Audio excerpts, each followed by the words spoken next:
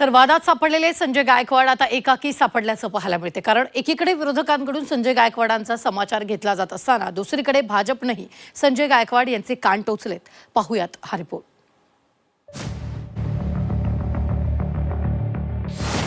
वादात सापडलेले संजय गायकवाड एकाकी, विरोधकांकडून संजय गायकवाडांचा समाचार,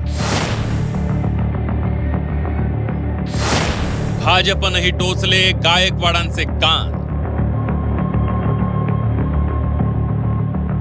आमदार संजय गायकवाड यांनी शिवाजी कोण होता या पुस्तकाच्या निमित्तानं नसलेला वाद उकरून काढलाय। संजय गायकवाड हे सत्ताधारी शिवसेनेचे आणि सत्तेतील महायुतीचे आमदार आहेत। सध्या हयात नसलेल्या कॉम्रेड गोविंद पानसरे यांचं पुस्तक प्रकाशित होऊन 37 वर्ष झाली आहे। संजय गायकवाड यांनी दिलेल्या धमकीचा पानसरे कुटुंबियांनीही निषेध केला। संजय गायकवाड यांच्यावर कारवाईची मागणी पानसरे कुटुंबियांकडून करण्यात आली आहे। जर आमदारच इतक्या असंस्कृतपणे बोलत असतील, एक पुस्तक एखादं न वाचता त्याच्या लेखकाबद्दल इतक्या असंस्कृतपणे बोलत असतील, तर मला असं वाटतं की माननीय मुख्यमंत्री, माननीय उपमुख्यमंत्री यांनी त्यांना कारवाई केली पाहिजे।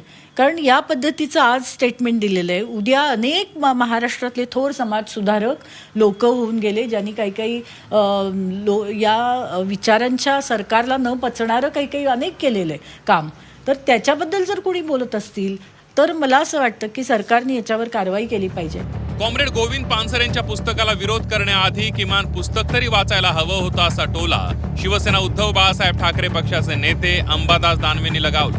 संजय गायकवाडांच्या विषयी फार बोलावं असं काही संजय गायकवाड नाही आहे। पहिली गोष्ट तर किती दिवस झाले ते पुस्तक प्रसिद्ध होऊन, किती त्याच्या प्रती विकले आणि त्याच्या आतमध्ये काय लिहिलेलं आहे हेही बघितलं पाहिजे।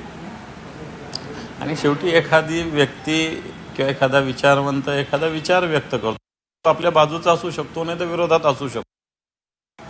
आपल्याला वाचायला दिलेलं आहे, वाचायचं तर वाचा, नाही वाचायचं तर नका वाचू। विचार स्वीकारायचे तर स्वीकारा, नाही स्वीकारायचे तर नका स्वीकारू। एवढ्या वर्षानंतर या पुस्तकाच्या शीर्षकावर गायकवाडांनी बोलणं उचित नव्हतं अशा शब्दात भाजपनं त्यांचे कान टोचले।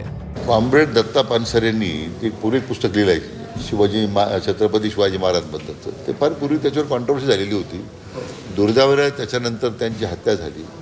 त्याच्यामध्ये मी स्वतः कोल्हापूरला जाऊन त्या गुन्हेगारांना अटक करण्यासंदर्भात पाठपुरावा केला, पण त्याच्यामध्ये कारवाई करायची बाबतीमध्ये पुष्कळ आग्रह धरला। आपण मला वाटतं आमदार गायकवाडाने माझी विनंती, आपण आता ह्या अशा कॉन्ट्रोवर्सीमध्ये जाऊ नये। याच्यामध्ये पूर्वी काही सगळे त्या बाबतीत निकाल झालेले पूर्वीच।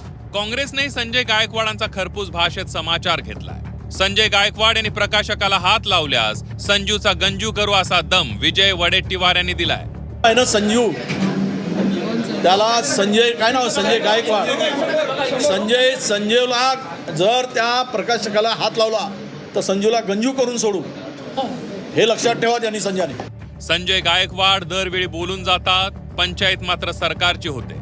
गायकवाडांच्या बोलघेवडेपणाची किंमत इतरांना मोजावी लागते। यावेळी शिवसेनेचं नेतृत्व गायकवाडांच्या वक्तव्याकडे कानाडोळा करणार की त्यांना तंबी देणार हे पाहावं लागणार आहे। मयूर निकम, झी 24 तास, बुलढाणा।